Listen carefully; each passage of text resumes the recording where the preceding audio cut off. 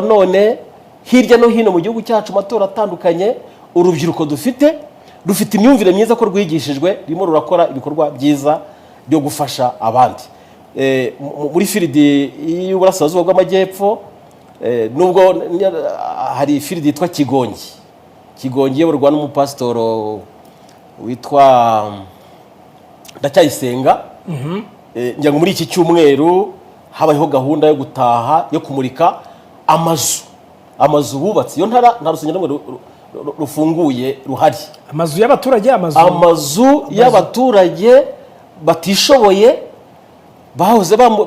bakoze gahunda yo kuyamurikira ubuyobozi bwa leta bavuga bati twebwe twubatse amazu ngaya bayatangira kuri zeru hasi ntacyo bahaweho nk'inkunga ahubwo bishyira hamwe ubwabo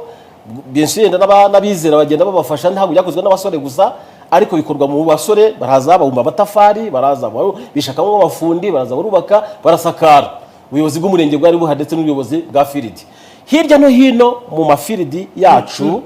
ibyo bikorwa nk'ibyo ngibyo biraba nk'uko icyo nyine uko aricyo cyari kibangutse muri aka kanya. Urakoze pastor, ngira ngo wajya kuvuga ku bikorwa ku byiza byaje ahari cyaba ikiganiro cyihariye ndetse cy'amasaha menshi, ariko mu by'ukuri hari imibare yaba izwi kugeza ubu y'abajiya abantu bari muri icyo cyiciro mufite kugeza ubu ngubu. Mu itorero ry'Abadivantisiti b'umunsi wa karindwi mu Rwanda tumaze kugera hafi abizera 1,000,000 hafi 300. Urubyiruko rero rugize abajiya mu itorero ryacu bahwanye na purusa 65 za miliyoni na 300 aho ngaho. Urumva